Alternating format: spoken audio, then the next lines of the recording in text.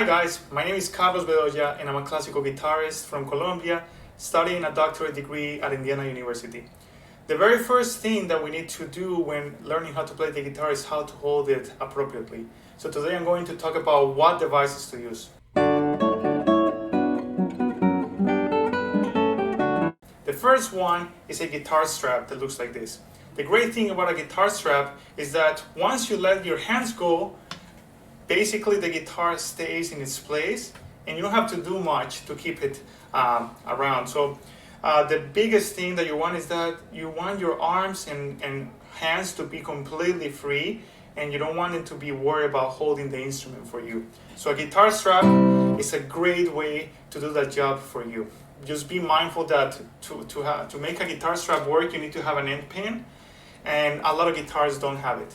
So if these guitars don't have an end pin, or you don't want to use a guitar strap, the second option that I would recommend is a footstool.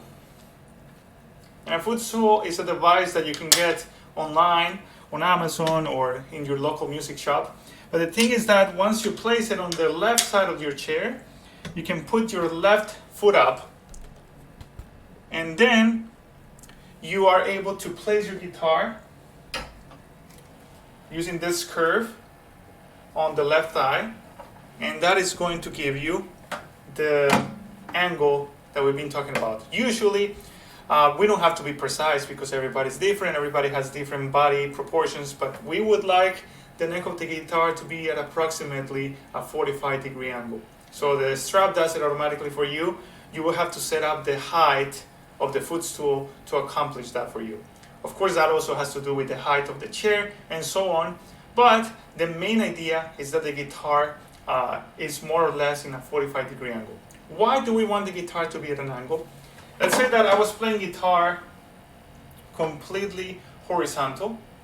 We have seen a lot of successful guitarists who play like this, and it doesn't mean that they're wrong or that I'm right.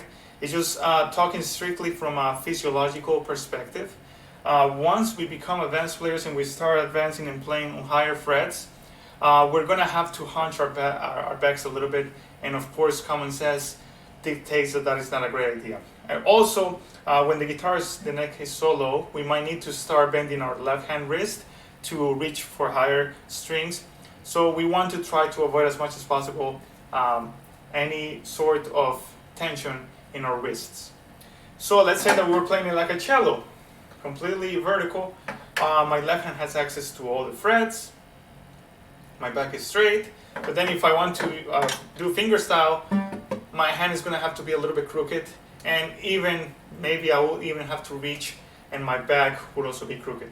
So that's why a good compromise is usually somewhere in between. Again, this can change from player to player. I used to play like this, now I'm a little bit more like this. I've seen guitarists that play a little bit more like that. The most important thing that you need to keep in mind is that it feels comfortable. So listen to your body, make sure that you have no tension in your back, your shoulders, and you're going to realize that this is the best way to prolong your life as a guitarist.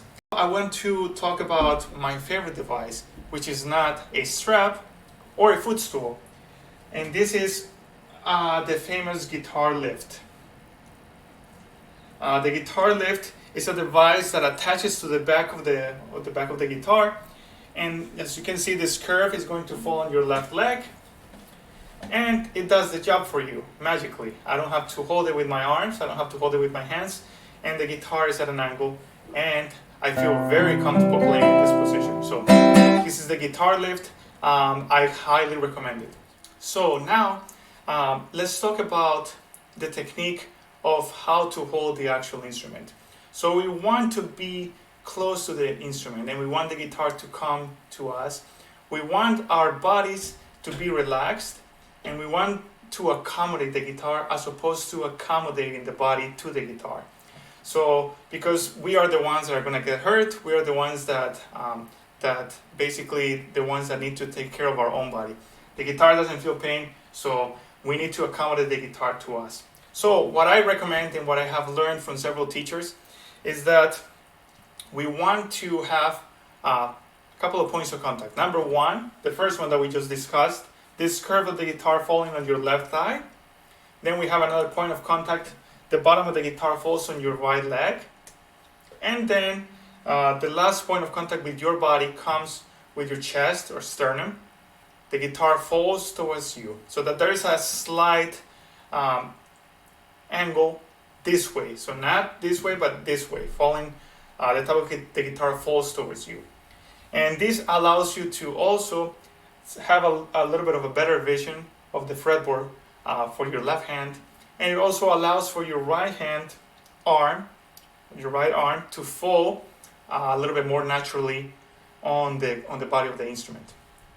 So let's talk now about the right hand technique. I always like to start from a place up here. So raise your right hand, create a C, and then without touching the guitar, place that C on the strings. So if you notice my arm is not resting on the guitar yet. So again, raise your hand, create a C, and place that C on the strings, and then rest your arm. That is going to be the most natural place for your arm to be resting on the guitar, and this is going to give you a straight wrist or a relaxed wrist. The biggest thing that I want you to remember for this first lesson is to make sure that your wrist is straight and relaxed. So, why do we want our wrist to be straight and relaxed? Which is also true for the left hand. When we either flex or extend, we are basically we are minimizing the space in which our tendons can move. So our tendons are inside of sheaths, and when we do these movements, we're basically diminishing the space in which the tendons can move. And this friction between the tendons and the sheaths, and of course all the muscles and everything that is going on in the carpal tunnel, this friction is what creates inflammation and therefore pain. So we want the wrist to be in a position, more or less a mid-range position, which can be relaxed. It's like maybe slightly flexed, but I want you to start from a straight position without tension. And then from then on, you're going to find small variations which can be more natural for different people. But definitely avoid excessive flexion or extension of the wrist. That's why I like to start from this place, because when you're reaching up, your wrist has to be straight. So let's go back. Reach up, create a C, and place the hands on the strings and then rest your arm. This is a natural position for our our right hands. Now let's talk about the left. Same procedure. Put your hand up. Now let it drop with the weight of the gravity. And in one swoop motion, I want you to grab the neck as if you were going to do a pull-up, or actually a chin-up. So let me roll my sleeve up so you can see that more clearly. So you have to pretend you're going to do a chin-up. Why? Because when we do a chin-up, we need to have a lot of strength.